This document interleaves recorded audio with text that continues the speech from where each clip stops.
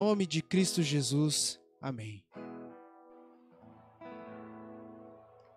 Amém. Louvado seja o nome do Senhor. Meus irmãos amados, nós chegamos à pergunta de número 8 do Breve Catecismo de Westminster e nós somos gratos a Deus. Já é a oitava exposição desse catecismo da nossa igreja, que faz parte dos símbolos de fé das igrejas reformadas. E esse catecismo ele é muito caro para nós, porque ele é aquele que é o ponto de entrada, sim, para muitas pessoas na tradição reformada, quando começam a estudar os símbolos de fé. Nós vamos orar nesse momento, pedir a graça do Senhor mais uma vez, e também pedindo que Ele ilumine a aula de hoje e nos dê entendimento. Oremos. Senhor, nós estamos diante do Senhor nesse momento, colocamos a nossa vida diante do Senhor e pedimos, abençoa o Teu povo na exposição da aula de hoje, que possamos todos crescer na graça e no conhecimento de Jesus. Assim nós oramos e pedimos. Amém.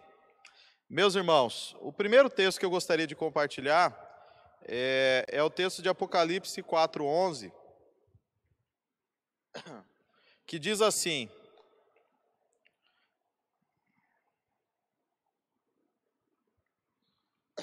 Tu és digno, Senhor e Deus nosso, de receber a glória, a honra, o poder, porque todas as coisas tu criaste, sim, por tua causa, por causa da tua vontade, vieram a existir e foram criadas.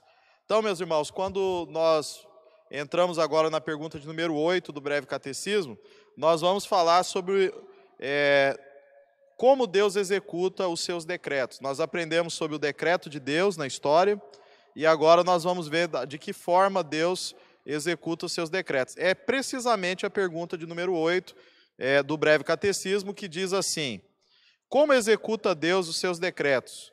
E a resposta é a seguinte: Deus executa os seus decretos nas obras da criação e da providência. Então você tem aqui a afirmação de que Deus ele exerce os seus decretos através das obras da criação e da providência. Meus irmãos, são duas palavras que precisam ser recuperadas no vocabulário do mundo.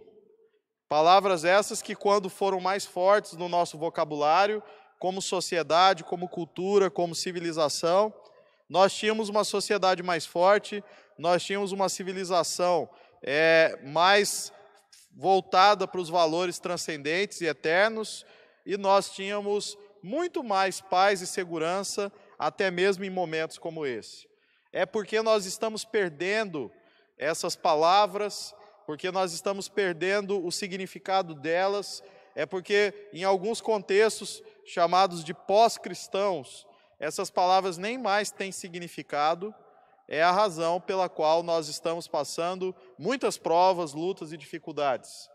Porque houve uma época em que falar da criação e falar da divina providência era ponto comum para todos, até mesmo quem não era da igreja compreendia o sentido dessas coisas. Hoje vivemos uma época que nem quem está dentro da igreja compreende o sentido dessas coisas. Então, meus irmãos, isso nos leva a uma reflexão e nos faz pensar sobre como nós precisamos resgatar algumas palavras. Vou te dar um exemplo. Aconteceu numa igreja, alguém citou uma música, e a música é uma música muito bonita, excelente melodia, bom grupo musical, mas ela tem uma parte da letra que diz o seguinte: o acaso vai me proteger enquanto eu andar distraído.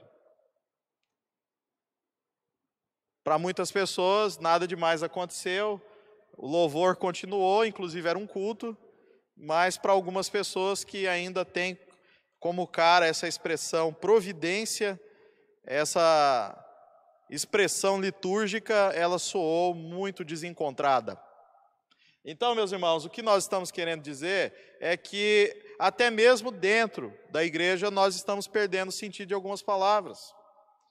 Então, o duro é que ao perdermos essas palavras, nós não substituímos as realidades existentes por palavras mais adequadas. E como consequência nós sofremos muito. Meus irmãos, o acaso é o mundo do aleatório, do não intencional, do não dirigido. Dizer que nossa vida é conduzida pelo acaso, em algum sentido, é não compreender o Deus da divina providência. É não compreender os decretos de Deus. É não compreender o governo soberano de Deus. Um outro exemplo fácil de se entender é que nós não usamos mais a palavra criação para descrever o mundo natural, o mundo ao nosso redor. Na verdade, usamos a palavra mundo natural, usamos a palavra natureza, usamos até mesmo um estrangeirismo, chamamos de cosmos, universo, mas o fato é que, para nós cristãos, o universo ele tem nome, ele se chama criação de Deus. Para nós, o mundo natural, de natureza, não existe. O que existe é uma criação divina.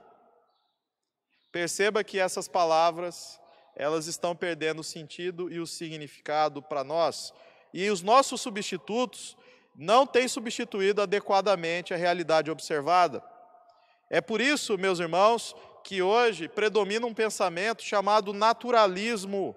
E esse pensamento chamado naturalismo diz que, por processos naturais, o universo foi formado, a vida surgiu e a complexidade do universo existe. Existe por acaso, aleatoriedade e por processos naturais. E isso, meus irmãos, é o oposto do que essas duas palavras nos dizem. E é o oposto da realidade observada no universo. O universo tem um designer inteligente, o universo ele tem sentido e significado, o universo ele não é fruto do acaso, da aleatoriedade, o universo existe porque ele é uma criação de Deus. Então nós precisamos resgatar urgentemente o sentido dessas palavras, especialmente como filhos de Deus. Os textos escolhidos pelos reformadores aqui, que formularam o breve catecismo de Westminster, eu vou ler cada um deles. O primeiro é esse texto que nós mencionamos, quando os 24 anciãos ao redor do trono da glória de Deus, do Deus triuno, eles fazem adoração a Deus e eles dizem: nosso Senhor e nosso Deus, Tu és digno de receber glória, honra e poder.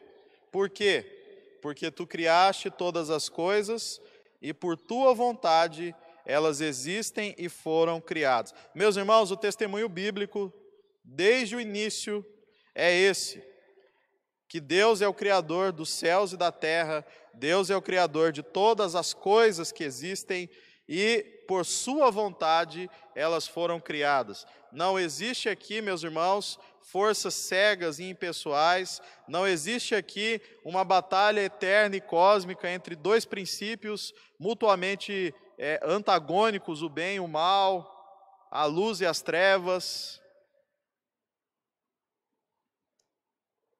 o yin e o yang, poderíamos continuar aqui. Mas o que existe é um Deus criador, um Deus eterno, que criou todas as coisas, criou matéria e energia, criou o tempo e o espaço, criou o universo existente, criou a criação visível, o mundo material e físico, e a criação invisível, o mundo angelical, criação sobrenatural, por assim dizer. Existe um Deus criador que Ele deu existência a tudo que existe. Essa não só é a afirmação que todo cristão professa, como essa é a premissa básica das Sagradas Escrituras. A primeira afirmação das Sagradas Escrituras encontra-se em Gênesis capítulo 1, verso 1, e diz: no princípio criou Deus os céus e a terra. Então, meus irmãos, a doutrina da criação, ela apenas nos diz que Deus é o Criador de tudo que existe, que o universo ele não existe por forças cegas e impessoais, mas que existe um Deus Criador, Deus vivo, eterno, tripessoal, você que aprendeu sobre a Santíssima Trindade, que ele trouxe à existência toda a unidade do universo, e toda a multiformidade dele, porque ele é o Deus triuno e fonte de toda a diversidade e de toda a pluralidade na sua criação. Quando nós observamos a beleza do universo, quando nós olhamos o céu estrelado, eu tive a oportunidade de olhar ontem um céu estrelado aqui em Lucas do Rio Verde. Quando nós olhamos a beleza da criação, um amigo meu que foi colega de escola, hoje ele é fotógrafo, ele é dentista e fotógrafo. E ele já ganhou prêmio como fotógrafo. Não dá para dizer que ele é fotógrafo amador. Ele já ganhou prêmio internacional já por fotografia. Hernani, ele fez uma fotografia dos indígenas aqui da nossa região, do Mato Grosso, fazendo um ato chamado Quarupi, que é um ato religioso daquela tradição, daquela cultura. Mas ele foi um registro muito interessante da cultura, mas mais interessante, estava um pouco acima do Quarupi, era quando a gente olhava o céu estrelado que ele fotografou. Que coisa fantástica, que beleza. Eu não sei qual era a resolução daquela câmera, viu? O pessoal que está filmando aqui, mas aquela câmera ali podia ser a câmera, viu? Ó. O céu todo, dava para ver todas as estrelas, dava para ver a formação a formação da nossa galáxia. Maravilha, meus irmãos, maravilha. Agora, quando você pensa sobre esse Deus que cria o universo, que cria as galáxias, que cria todos os planetas, quando nós pensamos sobre a vastidão do cosmos, da criação, nós somos chamados a refletir sobre um Deus eterno, que é o Criador de tudo que existe. Tem mais, meus irmãos, como nós podemos ver um universo que se comporta a partir de leis e imaginar que não existe um legislador? Como nós podemos ver um universo que é todo organizado em sistemas lógicos e bióticos, sistemas naturais, que é chamado de sistemas naturais, e imaginar que não existe um criador, um design inteligente que explica o fato de que o universo faz sentido? Aliás, uma frase atribuída a Einstein é que o incompreensível do universo é que ele é compreensível. Isso quer dizer que o universo ele tem uma realidade, ele tem um sentido. Deus é o criador de todas as coisas. Mas, meus irmãos, a ciência, ela trabalha pesquisando e desenvolvendo o seu método científico, e ela deve fazer isso, ela deve ter liberdade para fazer isso, e ela tem liberdade para fazer ampla pesquisa e exercer o processo científico. Esse processo ele não é contrário ao ordenamento da criação, mas faz parte de um princípio divino da própria criação, que é dominai, e dominar aqui é deter pleno conhecimento do universo criado. Agora, sabe por que quando um cientista pesquisa, ele descobre ciência, ele descobre um conteúdo, ele descobre realidades lógicas? Porque o universo ele foi feito de forma lógica e ordenada, e existe um Criador, Deus eterno, que é o Deus vivo, fonte de toda a vida e de toda a criação. Meus irmãos, se a vida surge apenas da vida, e esta lei chamada biogênese, ela marca todo o meio natural, toda a pesquisa na área da biologia e toda a realidade observável, como podemos imaginar que a vida, ela surgiu da não-vida ao acaso? Porque tudo que nós observamos no meio natural mostra que a vida só surge da vida. Portanto, quando nós, como cristãos e como crentes em Deus, nós dizemos, no princípio criou Deus os céus e a terra, nós estamos dizendo que o Deus vivo é a fonte de toda a vida, e nós não entramos em contradição com o que nós observamos no mundo. Então a palavra de Deus, ela existe como revelação de Deus, para nos dar o sentido maior, o sentido último, o significado do universo, do mundo, das coisas. Deus, ele governa toda a sua criação por seus decretos. Os decretos de Deus são o conselho da sua vontade. E ele realiza os seus decretos através de duas obras, a obra da criação e a obra da divina providência. Eu estou dedicando um tempinho a explicar a criação, depois eu vou explicar mais a divina providência. Daniel, capítulo 4, verso 35, o texto da palavra diz assim: todos os povos da terra são como nada diante dele. Ele age como lhe agrada, com o exército dos céus e com os habitantes da terra. Ninguém é capaz de resistir à sua mão ou dizer-lhe: o que fizeste? Então, meus irmãos, nós vemos que ele age como lhe agrada no exército dos céus e com os habitantes da terra. Ou seja, até o curso natural do universo e até mesmo a evolução histórica, tudo isso passa pelas mãos do Deus que é o Criador de todas as coisas. Como nós chamamos esse governo de Deus sobre cada pormenor da criação que ele trouxe à existência? Nós chamamos esse governo de providência. Vem de pró-evidência, a ideia de observar antes. Ou seja, o Deus eterno, ele detém todo o conhecimento da sua criação, do seu universo, e, portanto, ele conduz, dispõe e governa todas as coisas. Deus não apenas ele tem providência, ou seja, ele conhece antecipadamente, ele sabe de todas as coisas, como ele é aquele que decreta todas as coisas, e mais do que isso, ele é o Deus que sustenta o ser, ele é o Deus que conduz as coisas aos seus determinados fins. Portanto, em outras palavras, é o que Paulo disse em Atenas, diante do Areópago, maior polo cultural, filosófico e político da antiguidade. Ele disse, respondendo o dilema que os filósofos daquela época se indagavam, e a resposta dele era Deus. Em Deus nós vivemos, movemos e existimos. Em Deus, nele vivemos, movemos e existimos. A vida, o movimento e a existência encontram em Deus a sua fonte de propósito, significado e é aquele que sustenta todas as coisas.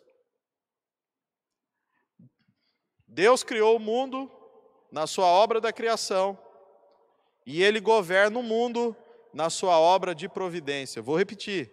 Deus, ele criou o mundo, poderíamos dizer ex nihilo, do nada, na sua obra da criação, e ele governa o mundo na sua obra chamada divina providência.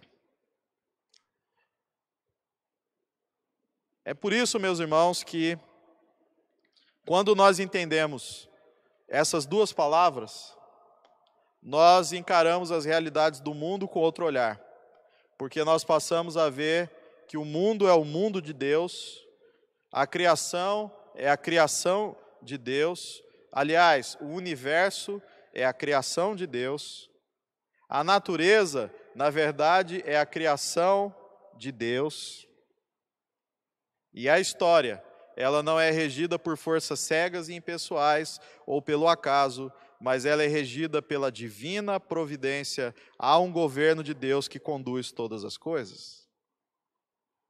Muitas pessoas tentaram compreender a dinâmica da história. Pensaram na história em termos de ciclos de eterno retorno. Os romanos da antiguidade, por exemplo, tinham esse pensamento. Ou então, outros pensaram que os gregos pensavam no eterno retorno, tinha um mito sobre isso. Ou então eles pensavam em termos de ciclos de apogeu e declínio, entendendo a história como ciclos. Um grande historiador contemporâneo, século XX, Arnold Toynbee, ele disse que existem ciclos das civilizações, elas se levantam e caem.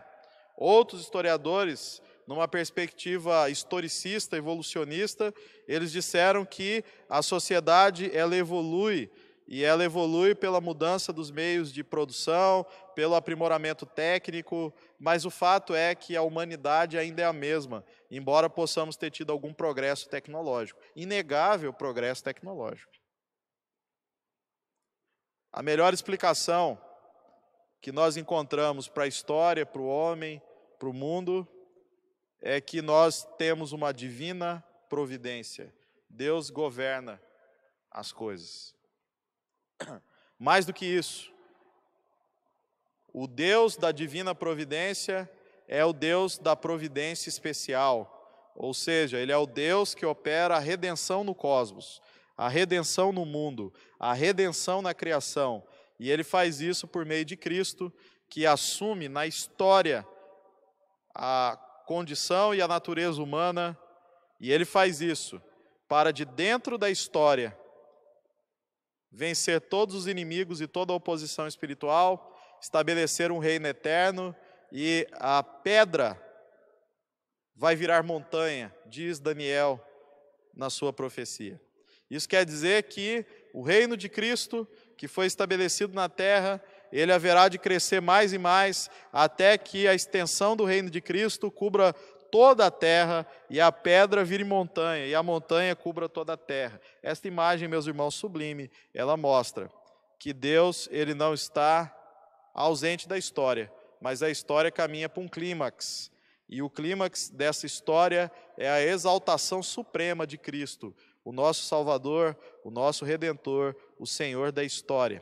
O apóstolo Paulo, em Efésios capítulo 1, ele diz que o propósito de Deus é fazer convergir em Cristo, na dispensação da plenitude dos tempos, todas as coisas no céu e na terra. Então, meus irmãos, é em Cristo que vai convergir todas as coisas no céu e na terra. Então, nós sabemos que o propósito de Deus se cumpre, o propósito de Deus se realiza.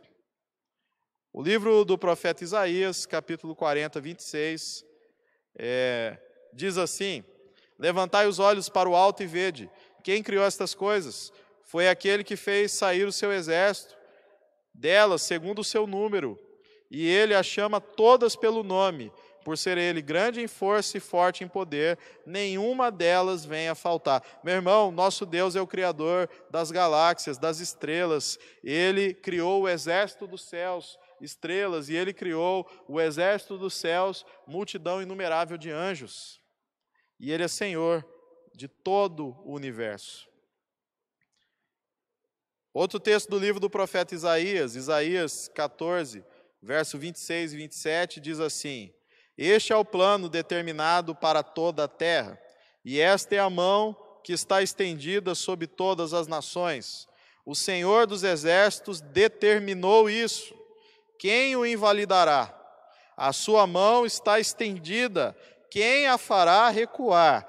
Então veja, meus irmãos, as coisas que acontecem no mundo, elas não são acaso. Elas fazem parte do plano de Deus determinado para toda a terra. Então, quando nós recuperamos esse sentido, nós podemos dizer, como o autor do hino: as tuas mãos dirigem o meu destino. Acasos para mim não haverá. Porque nós sabemos que o nosso Deus governa todas as coisas. Outro texto do livro do profeta Isaías diz assim: lembrai-vos das coisas passadas desde a antiguidade, que eu sou Deus e não há outro. Eu sou Deus e não há outro semelhante a mim. Sou eu que anuncio o fim desde o princípio, e desde a antiguidade as coisas que ainda não sucederam. Sou eu que digo, o meu conselho subsistirá, realizarei toda a minha vontade, chamando do Oriente uma ave de rapina, e de uma nação distante o homem do meu conselho. Sim, eu disse e cumprirei essas coisas, estabeleci esse propósito e também o executarei. Então, meus irmãos, a profecia bíblica é um exemplo de um Deus que governa por meio da divina providência e que Ele detém o conhecimento de todas as coisas. Senão, como Ele pode anunciar séculos de antecedência, anos de antecedência, fatos que vão ocorrer? Há apenas a certeza de que Deus, Ele não só sabe o futuro, mas Ele é Deus que governa todas as coisas, pode nos trazer isso. Então, ele anunciou que Ciro seria o libertador do povo judeu. Ele anunciou que Cristo nasceria e as condições do seu nascimento, da sua vida, ministério e morte. E mais, a palavra de Deus anuncia que ele voltará para juízo e salvação. A palavra de Deus nos diz que Deus, ele realiza o seu propósito na terra por meio da sua providência. Não temos tempo para explicar muito sobre a providência, mas há um livro excelente, Dr. Heber Campos, sobre a providência de Deus, e nós poderíamos apenas dizer nesse momento que a providência de Deus é subdividida para melhor compreensão em providência geral e especial. Na providência geral, nós estamos falando de como Deus governa o mundo como um todo. Na providência especial, nós estamos falando de todos os atos da redenção, aquilo que Deus realiza com o propósito de redimir o homem. Se nós fôssemos fazer uma outra subdivisão, poderíamos falar de criação, providência e redenção. Mas é mais correto dizermos de providência geral e providência especial. O livro de Atos dos Apóstolos, capítulo 4, 24, diz assim: ao ouvirem isso, todos juntos elevaram a voz a Deus, dizendo: Senhor, tu que fizeste o céu, a terra, o mar e tudo o que neles há. Veja aqui mais uma vez a afirmação de que o nosso Deus é o Criador. Hebreus capítulo 11, não temos tempo de ler, mas lá diz que pela fé compreendemos que o universo foi formado pela palavra de Deus, de maneira que as coisas visíveis existem daquelas que não aparecem. Ou seja, Deus é o Criador da criação visível e invisível, Deus é o Senhor de toda a criação, Ele é o Deus da criação e da providência. Eu vou finalizar aqui lendo o comentário ao breve catecismo, e eu queria que você, nessas considerações finais, pensasse sobre esse Deus extraordinário que governa os céus e a terra e é o Senhor da divina providência. Como já vimos, os decretos podem ser definidos como o exercício da soberania de Deus. Agora se faz premente desvendarmos como Deus executa os seus decretos. O texto em questão é o reconhecimento de Nabucodonosor da soberania absoluta de Deus. Ele era o rei da Babilônia, o maior império do mundo na sua época, mas este império, embora grande, constituía apenas uma parte de um reinado muito maior, o reinado de Deus sobre toda a criação. A Assembleia de Westminster escolheu esse texto porque ele expressa uma importante verdade. Deus executa seus planos, sendo sempre a primeira causa de tudo que acontece, mas quando lhe apraz, ele usa as obras da sua criação e da providência como causas secundárias das coisas que existem. Ou seja, Deus executa seus decretos através dos meios que ele estabeleceu. Ele age como lhe agrada com o exército dos céus e com os habitantes da terra. Preste atenção, anjos, homens, eventos, circunstâncias, todas elas podem ser usadas por Deus para cumprir os seus propósitos soberanos. É assim que Deus governa. Ele pode agir diretamente por meio da sua onipotência, ou pode agir através de nós por meio da sua providência.